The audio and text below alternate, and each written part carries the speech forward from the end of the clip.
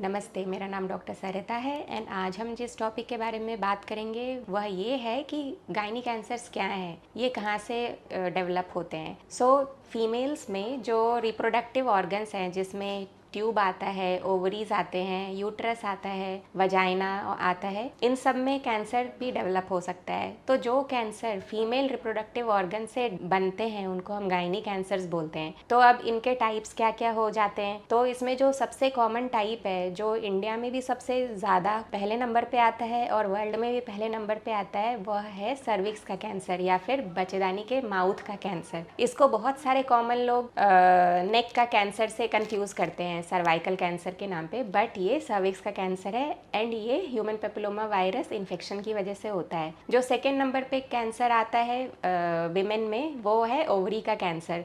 अब ओवरी वो ऑर्गन है जिसमें हर मंथ एग्स बनते हैं, हर साइकिल में एक एग बनता है और उस एग की वजह से आगे चल के प्रेगनेंसी होती है। बट इस ऑर्गन में भी किसी भी एज में ट्यूमर बन सकते हैं और ये वाले ट्यूमर्स बच्चों में भी होते हैं, एडोलेसेंट्स या फिर टीनेज एज ग्रुप में भी होते हैं एंड ओल्ड वेमेन में भी होते हैं। तो एज के अकॉर्डिंग इनके अलग अलग टाइप्स होते हैं, बट ओवरऑल इनको ओवरी का कैंसर बोलते हैं। सेकेंड उसके बाद जो ऑर्गन आता है वो है यूट्रस का कैंसर। अब यूट्रस या फिर बच्चेदानी, उसके दो पार्ट्स होते हैं। एक जो होता है वो बच्चेदानी का मांसपेशी या फिर मसल है और जो सेकेंड पार्ट है वो बच्चेदानी की लाइनिंग है। तो दोनों कैंसर्स अलग होते हैं। जो कॉमन है वो बच्चेदानी की लाइनिंग का कैंसर है।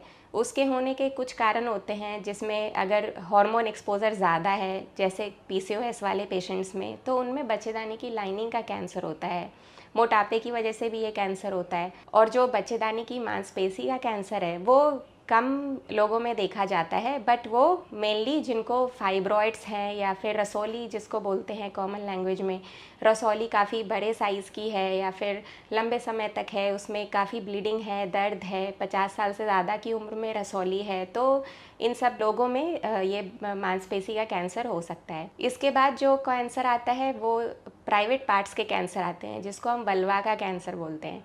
वो फीमेल के प्राइवेट ऑर्गन्स जो बाहर की तरफ हमें दिखता है उसमें डेवलप होता है और यूजुअली ये ओल्ड एज में होता है, बट ये भी एचपीवी वायरस की वजह से होता है। तो आजकल इवन 40 ईयर्स 50 ईयर्स में भी ये कैंसर देखे जाते हैं एंड वो लगातार बढ़ रहे हैं। जो लास्ट कॉमन कैंसर है वो वजाइना का कैंसर है। अब वजाइना का कैंसर जो ट्यूब है जिसके थ्रू बेबी की डिलीवरी होती है उसको हम वजाइना बोलते हैं एंड इसमें भी कैंसर डेवलप हो सकते हैं and most of the time इसमें जब कैंसर बनता है तो प्रॉब्लम्स बहुत कम दिखते हैं क्योंकि ये बाहर की तरफ से दिखता नहीं है।